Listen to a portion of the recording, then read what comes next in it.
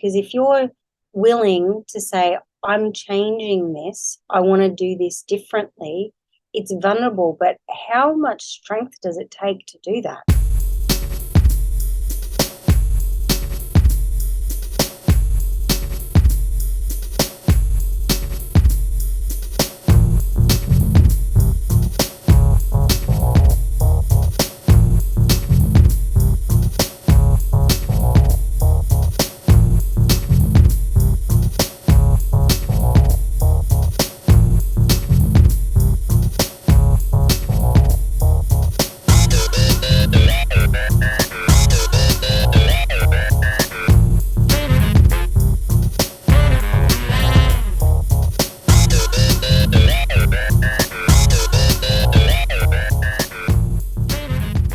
Welcome to Supernormalized, the podcast where we challenge the conventional, break boundaries and normalize the supernatural. Join me, CJ, as we explore uncharted realms of existence and unravel the mysteries of our universe. If you have an unusual knowledge or a unique story you'd love to share, reach out to me at supernormalized@proton.me directly. Let's make the supernatural the new normal. Today on Supernormalized, you'll meet Amanda Mackay, a second-generation healer rooted in self-awareness, wellness, intuition, and healing. She's on a path that for her extends beyond, far beyond a job or a passion. It's her very essence. For her healing, in her healing space in Brisbane and to clients worldwide, she helps harmonize disruptive emotions and thought patterns, believing firmly in the transformative power of balanced energy. Drawing from her own healing journey, she aids others in achieving emotional well-being through sound and the release of limiting belief systems. With over 30 years of meditation practice under her belt, Amanda integrates this spiritual discipline into her daily life. And at the heart of it all, Amanda deeply cherishes her relationships with her fellow children and their beloved pups, proving that Amanda's role extends beyond that of a healer into a nurturer and a lover of life. Dear listener, I truly appreciate your company on my audio journeys. Now, if you're enjoying Supernormalized, I kindly ask for your support. Can you please help us reach out more curious minds like yours? Can you do that by sharing the show to your friends and family? And if you can, jump on the podcast app you're using right now. And if you haven't already, hit up the 5-star ratings so that others see this is a conversation worth sharing. Thank you for your support. Amanda, welcome to Supernormalized. Thank you, CJ. It's really lovely to connect with you. It's really lovely to connect with you too. We found each other, and it does look like we could have a really good talk here. So I'm really glad to have you on the show. Thank you. I love a good chat, so Yeah, it's going to excellent. be great. So you've been doing this for like over 30 years, and you've been through your own healing journey. Obviously, that's a bit of an origin story for you for all of this. So do you want to go through that? I mean, what sort of person were you before all of this? Well, this goes back a very long way. So my dad worked as an energy healer when I was a child. So I was introduced to this really, really young. Right. So even at like 7 years of age, I was being taught different things about energy and healing and those types of things. So it's sort of a progression for me more than a before and after story. Mm. But when I turned 18, I just finished high school, just finished college, and I was at this function and I was really overwhelmed, really nervous, felt really, really uncomfortable. And I could feel this, I guess you would call it like a survival response in myself to try and, manage emotions, even though we didn't have the language around it back then to express it. And I felt this behavior in myself that was not me. So it was more like my mum, who was quite an emotional sort of person. And once I realized that it was a learnt behavior, I made a commitment to myself to be aware of it and to change those things. And I didn't really understand then that that would be my life's work. So that's where it consciously started for me. So it's just 18, just turned 18. Wow, and that's wild. yeah, growing up with a dad that's so supportive of everything and being an energy healer himself, that is just totally excellent. yeah, it is really interesting because Dad worked in healing for nearly 30 years. Mm. And then he stopped doing that work. And now he's come in and learned the tuning forks with me. So I teach people to become practitioners with tuning forks. And it has even changed his healing to be even more expansive and deeper. They're even better now than what they were all those years ago, because we progressively work on things as a family as well. Mm. So even my children, and we work with my granddaughter. And so we have multi-generational healing that we do just within our own family. Must be a very healthy family. That's excellent. Well, yeah, it's really good. It's nice to be able to have those conversations too, where we can work through things and it's a safe place. It's okay. We know what we're actually doing is healing each other more so Yes. than, getting into those sort of well-worn arguments and things like that people tend to do because it's the only way that they know how to communicate or how to behave. So Mm. most of my work is how to change those limiting beliefs that keep you in those particular patterns or behaviors that are just recycled. And it's like you can't get out of that groove. And it's like jumping the needle on the record and playing a new tune when we Mm. change those things. Yeah, right. Okay. So, so you've got a very, very aware and sensitive family. And did you find that growing up in that, you had a lot of support just for general life, school of hard knocks experiences? Did that really help a lot? Well, it's interesting because even though we were into the healing and the meditation, my parents had one of the first health food shops here in Brisbane. Right. It was still a very new way of life for the family. So it wasn't all smooth sailing. We still had our, family patterns to break and things to work through. Right. The ancestral work. So like every family, it's not like Yeah. we're all just sitting on a cloud and nothing to do. We still had things to work through. And it was those things that really did help me with the work that I do now.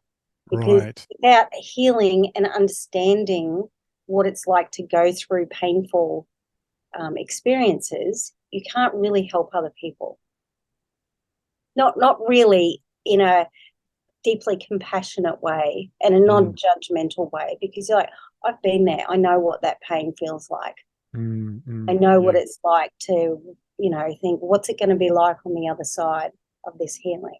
Yes. So I think every human being has that up and down journey. And I've had Mm, some very big life experiences outside of the family as well, that right. being divorced and raising children on my own and those sort of things, they're very challenging. You know, Mm, they're big things to go through too. So, and my mum died many years ago, so we've mhm. had our own share of things. Um, it's not like we don't have challenges, but when you do the healing, it's how to get through those experiences without the big lows, being able Mm, to manage the emotions and work through the experiences a bit more balanced. right. Right. Okay. So discovering that balance for yourself, did you say, give me an example of, say, how you found a method for yourself that actually, first of all, helped you through, say, one of your experiences? I mean, is there something that just really stuck out for you? I mean, you do mention that you were an avid meditator. What type of meditation were you doing, and how did that help you, for Well, example? I actually started meditating really young. And when I was about 17, I started with like a guided meditation. So it was like an individual guided meditation Yeah. every week. And then later on, I did more group. And then I just started doing my own because I've been meditating, excuse me, for so long. It was really easy for me to then start my own type of meditation. And, I do all the modern stuff like Joe Dispenza and listening to Eckhart Tolle and doing some of their work as well. Yeah. I'm not just relying on my own, because you need to be expanded a lot more.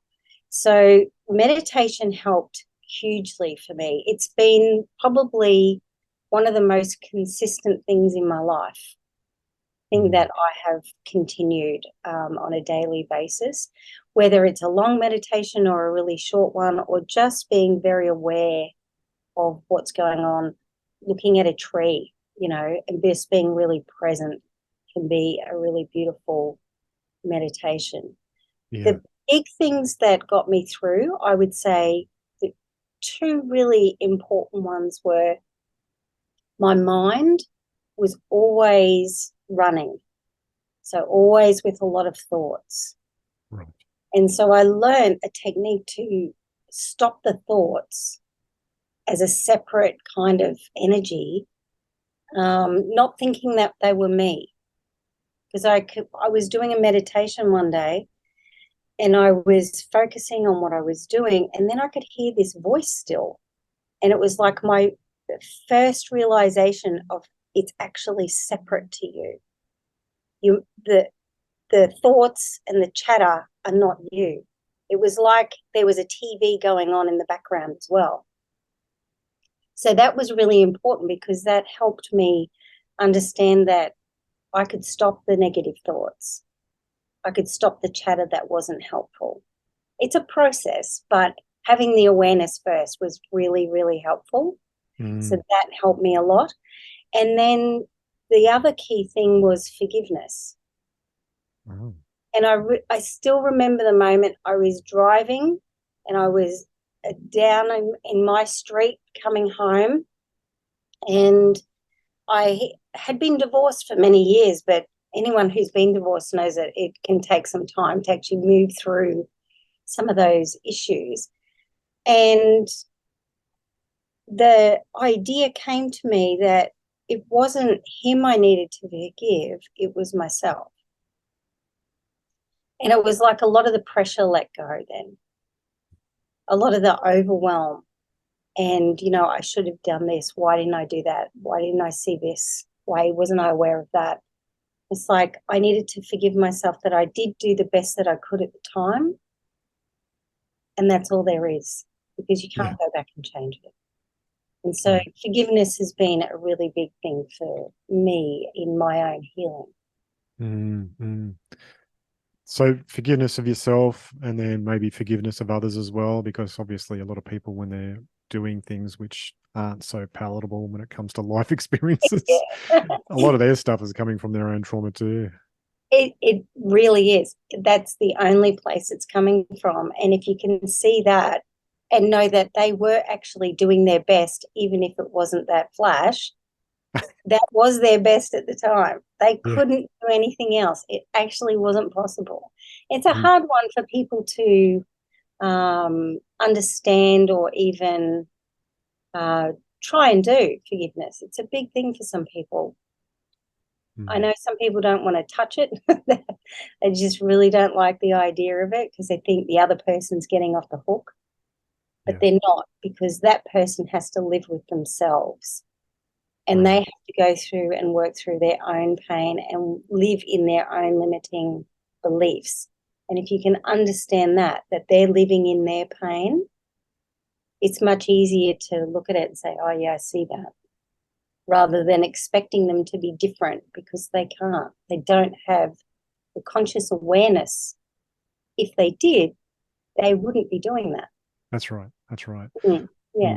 I often say to people when they come to me with something they're stressed out with and everything, I say, look, the bottom line here is you're expecting them to be who you are, and they're not. Or what you want. Or what you want. Yeah, that's right. But then, like, so-and-so is behaving in this way because that's them behaving in that way, but you're not happy because they're not meeting your expectations.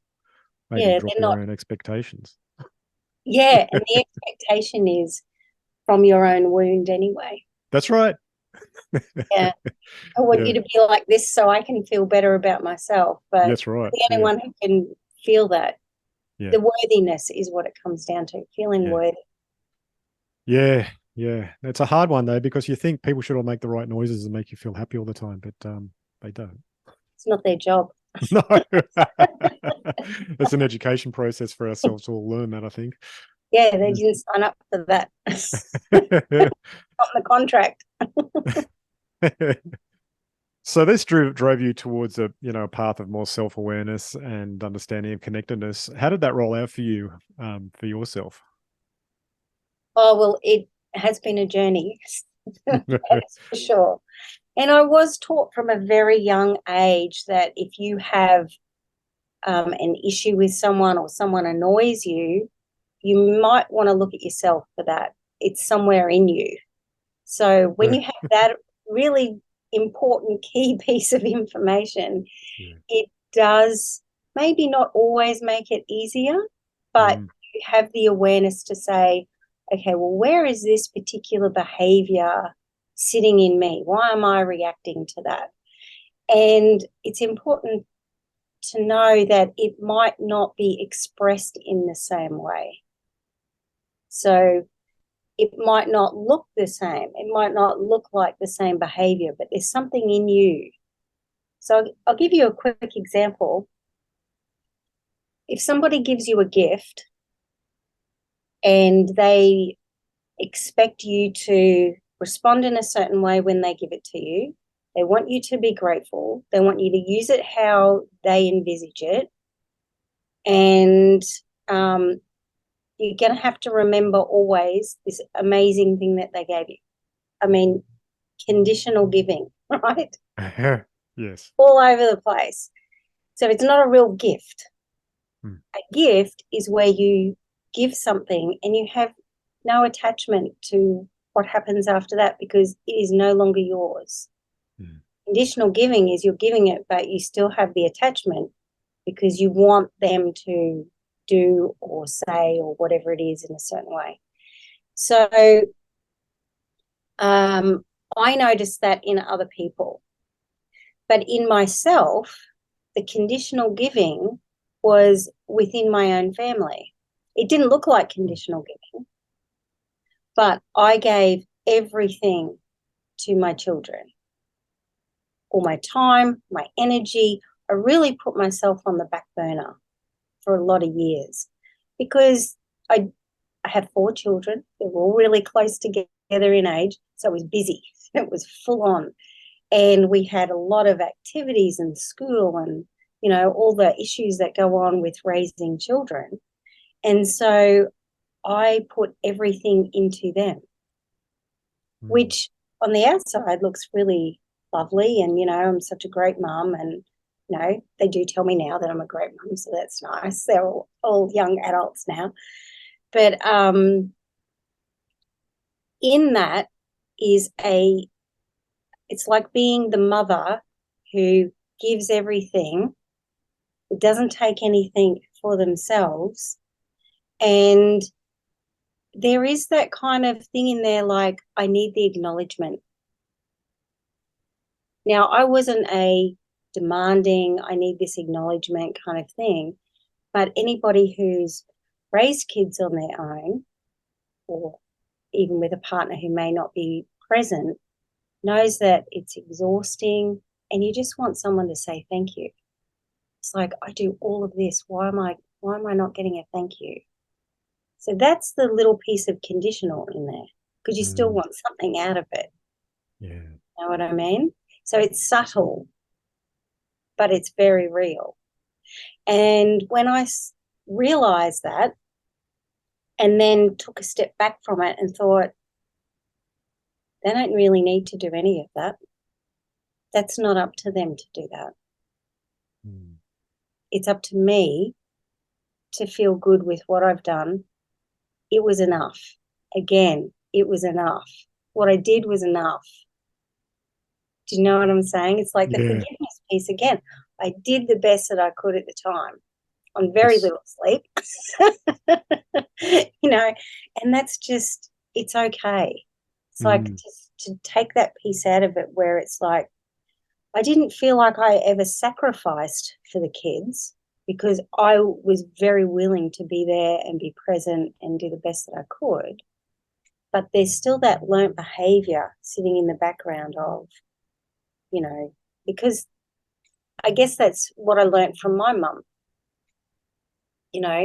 the I should be given something emotional from you in return. And I didn't see it in myself because I didn't act like my mum did. But it was a learnt behavior. Again, same thing. My mother has been one of my greatest teachers.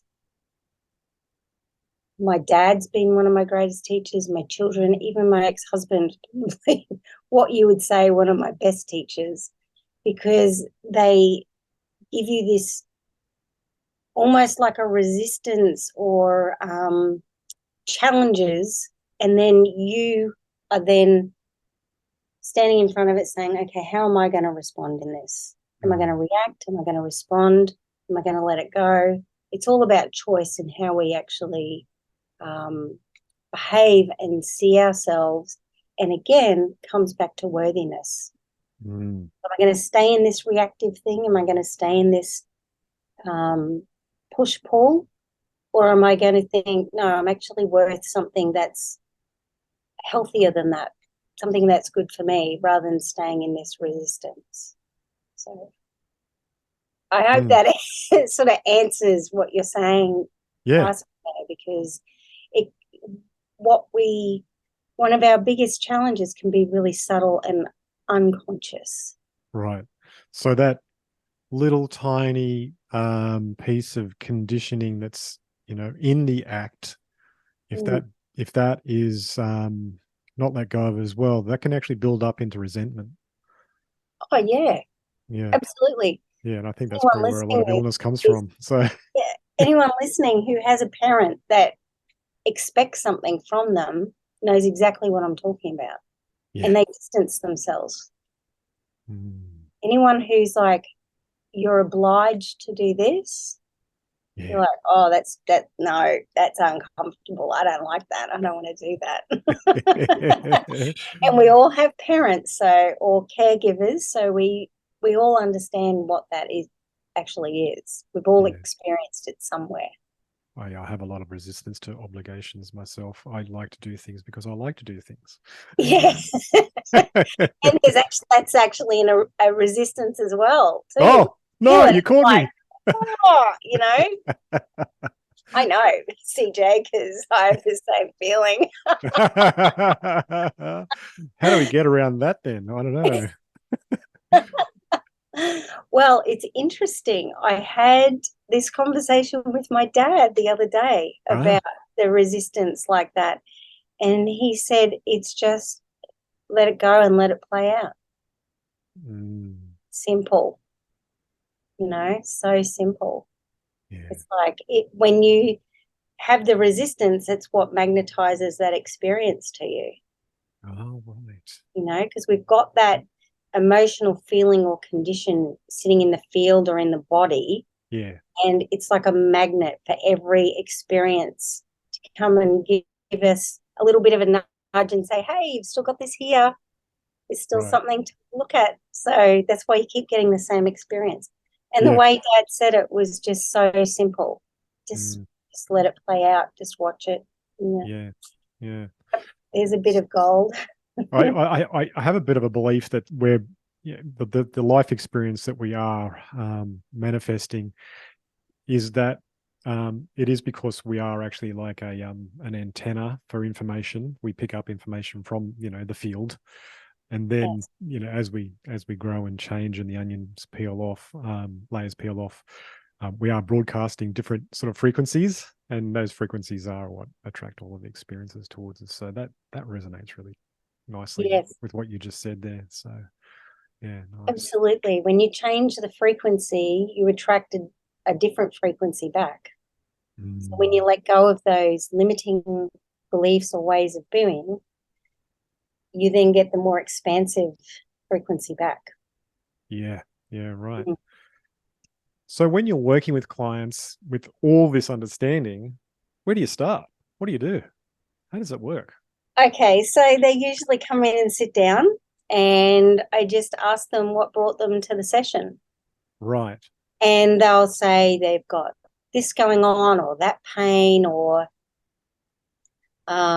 someone recommended them for a particular thing. And I can tell by their energy and the way that they're talking what we're actually going to be working with. So Right. it doesn't really matter what story they tell me. I can feel the vibration of what needs to be healed in the voice, in the body, and sometimes see it, in the field. And I get a real sense of what we're actually working with. Right. And it's not always what they say, it's sometimes what they're not saying as well. Very interesting. It Yeah. sounds like you're tuning into their aura, for another word. I actually spoke to a lady yesterday, Terry Lay, who's like an expert in auras, and she does that too. She said exactly the same thing you said, but she sees it as all colors and Yes. and energies. And so I said, "How do you do your sessions?" She said, "I'll just sit there, and then people start talking. They get their vibrations, and then I Yeah. know which way I'm going to go." I'm like, that's exactly what she said, and Yeah. that's like so interesting that you both said something so similar. Now Yes. you're both working in vibrational energies and both healing with vibrational energies after that. So once you've actually diagnosed or seen a path for somebody that needs healing, what happens next? Okay. So the client lies on the table, Yep. and I primarily work with tuning forks. So Mhm. it's a sound healing tool. It's a bit more um, like a laser than using a singing bowl. Singing bowl is like getting a hug. Tuning forks, you don't hear them as much like a bowl or a drum or a gong, but they're very precise in their subtleness. They're a really beautiful instrument. So with a tuning fork, you can actually feel the resistances and emotions sitting in the field or in the body. So when you activate a tuning fork and you hold it in a person's field, which you referred to earlier as an aura, you can actually feel those resistances that we were talking about. It's like it comes up against it, and it's like you're just feeling like you can't quite move it just yet. And you keep Right. activating the fork. The vibration from the fork is like warm water, and the emotion or the resistance is like a sugar cube. And when the two meet together, the vibration melts that emotion like a sugar cube. How interesting. Yeah. And so that's what I was talking about before, is that's like a magnet. Mm. That's what keeps attracting the same experiences. So I'm sure everyone that's listening would understand that they've tried to break habits and they've tried to bring in new ways of being, and they say, why can't I change this? It's frustrating. Feel like I've done this, I've written my affirmations, I've journaled, I've got my crystals, or I've, been to this healer or whatever it is. It might be that there is a particular emotion sitting in the field that hasn't yet fully been healed. Mm. So when we work with those, balancing those emotions in the field, and then not like a big neon sign with a magnet going, yeah, come and give me more experiences of this. People have a different experience of life. They can Right. see things differently because those, what most people term negative experiences, aren't coming in anymore. So people don't need to be a really big believer in sound healing before they come in. A lot of people come in as a recommendation. They're like, I really trust this person, and they said that your work is great. So, this is why I'm here. These are the things that I want to work on. Mm. And so we go through a process. Working with someone for like 6 weeks is really the best, because you can take them on this journey of healing that you can't always do just in one session. And so over those weeks, I'm giving them some understandings of their behaviors and where it's come from. And then we do healings around it, and they can see the progress then. People sit in the chair and say, I had all these things go on this week. And you're like, that would be enough for a year. And that I handled it really well. I had a moment, but I was able to regulate my emotions really well. And that's really what we're after. It's not like you're never going to feel again. It's not like you're never going to get upset. You still have these emotions, but it's when something comes into your experience, you're not dropping the ball. You're not getting angry or crying or feeling overwhelmed. You might for a moment, but it's not stretching into days or weeks or months. It's bringing you back into your natural balance really quite quickly. So it's really lovely to watch people go through that process and then sit there with a big smile on their face saying, thank you. This is really amazing. I feel like a different person. Right. I was at the Mind Body Spirit Festival probably a year ago now, actually. And someone came up who had been a client and just said, thank you. It was life-changing. Awesome. You just say testimonial now. And then they just, enjoyed the rest of the festival. So it's not, some people come for a long time because they love just going deeper and deeper into the healing. And some people will come for a short time. Right. And they might come in for a session and walk out going, yeah, that was relaxing. Don't really know what happened there. And then they'll ring me and say, you know what, since that session, I haven't had that back pain that I had for years, or this sharp pain's not there anymore. I think it had to do with the session. I want to come back. Yeah. So it's not always evident on the day of what's actually gone, but it changes your vibration. There's no doubt about it. I've seen with other healers that when somebody buys a session for them, they're usually hard skeptics and they come in and they're like, oh, this is not going to work. And then they go through a session and often they come back and go, yeah, that worked. Have you ever had that? Yes. Certainly. Yeah. Some people come in and you can see the resistance. They're like, I was dragged here. Yeah. They say it's good, but I don't know about you. So, and then they have a session and go, oh my goodness. That was amazing. And then become a client that comes in maybe regularly or how often they feel it, or they've got this going on, and then they'll come back in for that. So yeah, it's really nice. Yeah, they become your best clients in the end usually. Yeah.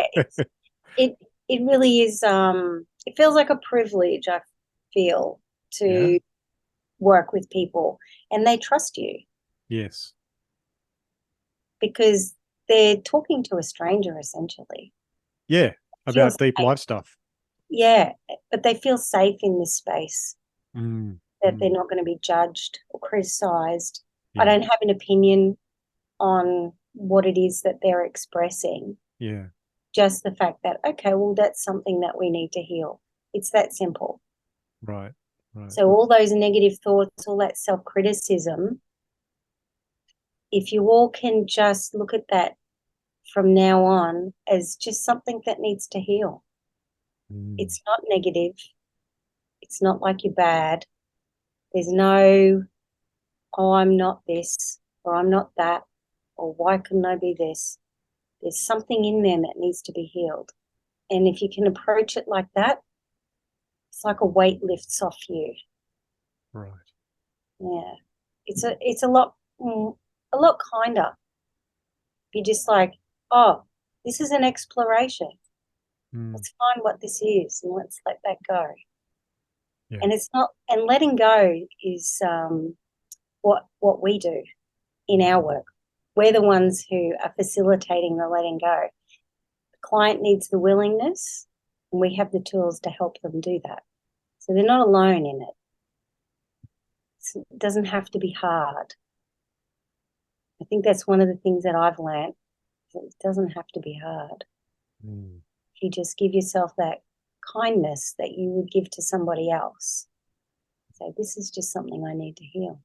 Just something I wasn't aware of last week or yesterday, 5 minutes ago. whatever it is. I didn't know that until now. And now I can let that go. It's Yeah. like not living in the past of what you weren't, because you don't know until you know. It's Mm. usually in the unconscious. It sounds like you're decoding elements of people's knots in their soul. They're learnt behaviors Mm. mostly. Ah, Inherited emotions is how I describe it, right. because I've worked with like several generations in one family, not including my own, but other people. Mm. And you can see the same energetic pattern through all the generations, but they're expressed differently. It might be a different behavior that they're expressing, but it's the same Mm. feeling, it's the same vibration Yeah. underneath.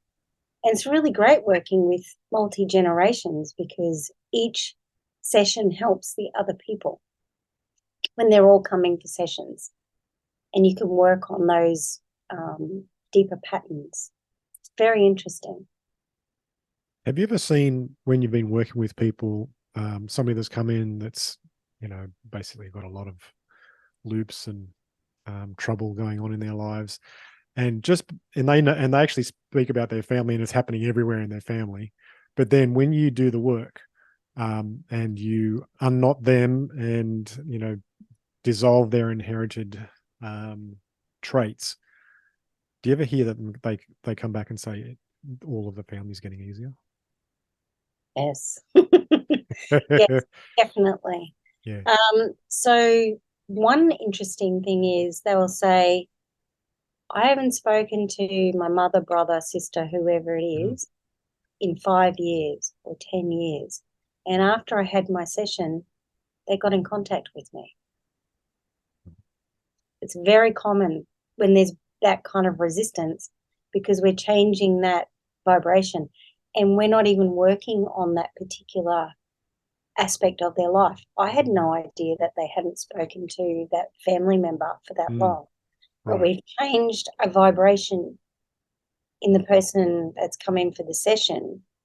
And so there's no resistance there to that other person. Mm. Yeah. But also, I've had people come in and say, oh, it's much easier with my mum now. You know, it feels easier. This conversation didn't go in the same way that it once would have.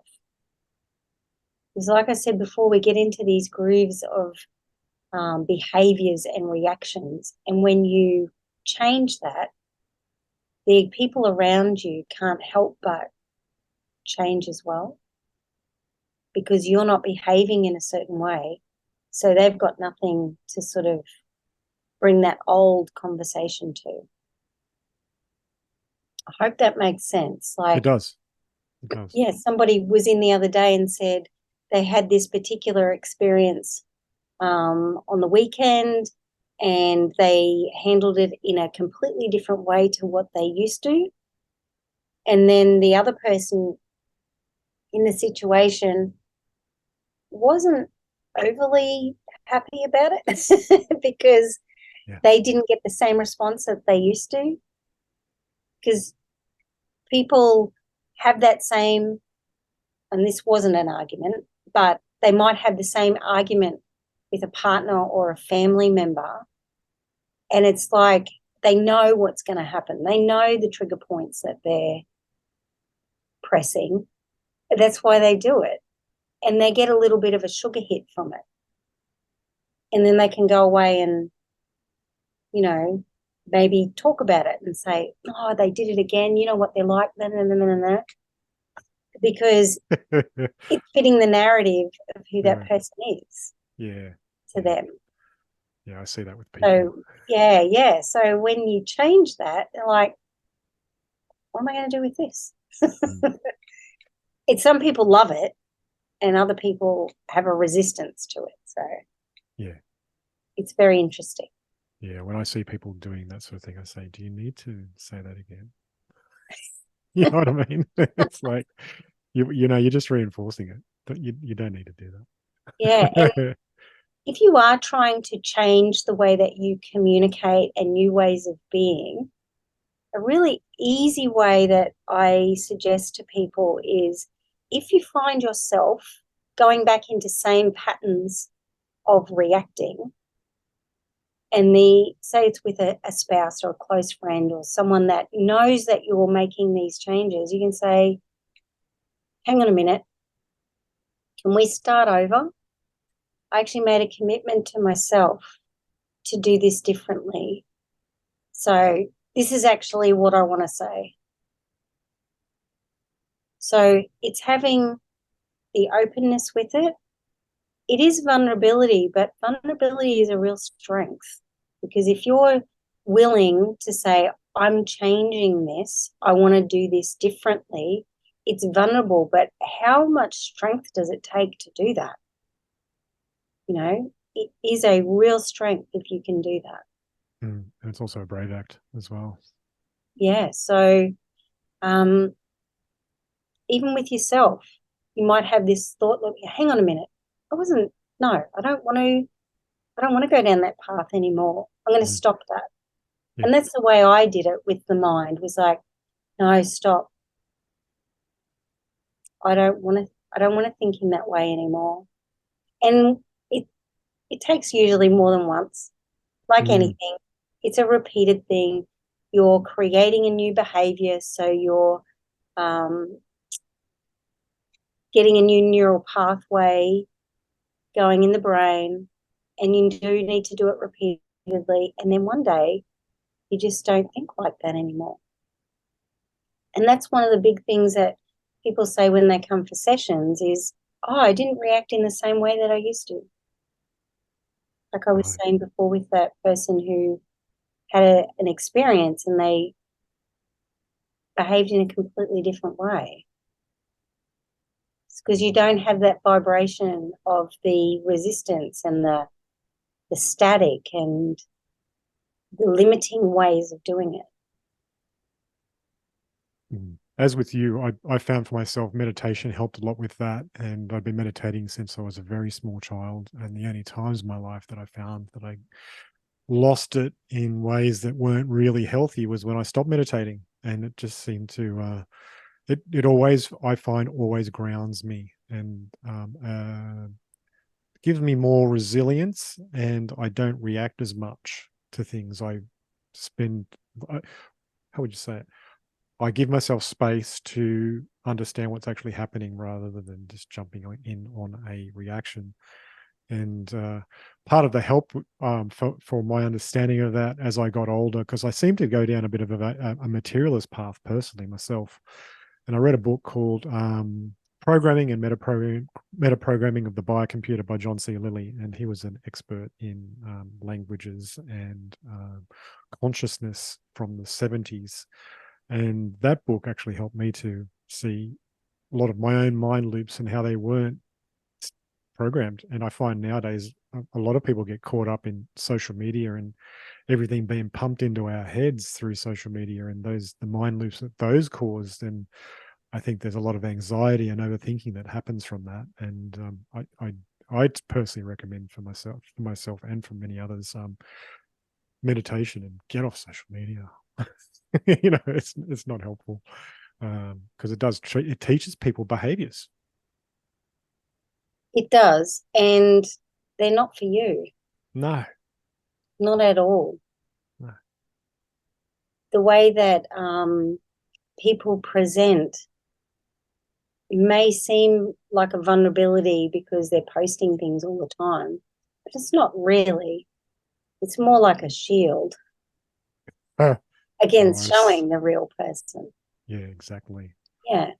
Yeah, a mask. It's like we could sit here and chat and say, oh, yes, life is always amazing for us and we never have any challenges. That would not be true. At all. Yeah, so it's better to be real about it and have conversations where, like I said before, with the conditional giving, and now I've changed it. That's going to help somebody who's listening. Yeah. And it may not be conditional giving, but it might spark a thought about, Ah, that's actually the same as this that I do. Mm, And that's more helpful than me just saying, oh, yeah, everything's great in my life. We never have conflict. Of course we do. There's always something because there's always something to heal. right. And Right. it's not like it's big, major things, but it might be subtle and it might be just tweaking something. Yeah. I I love the work so much that it's something that I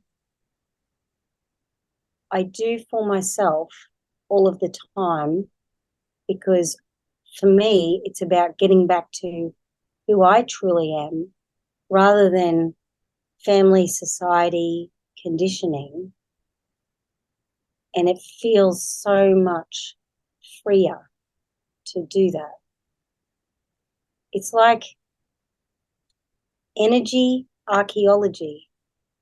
It's like there's always something to dust off and just find.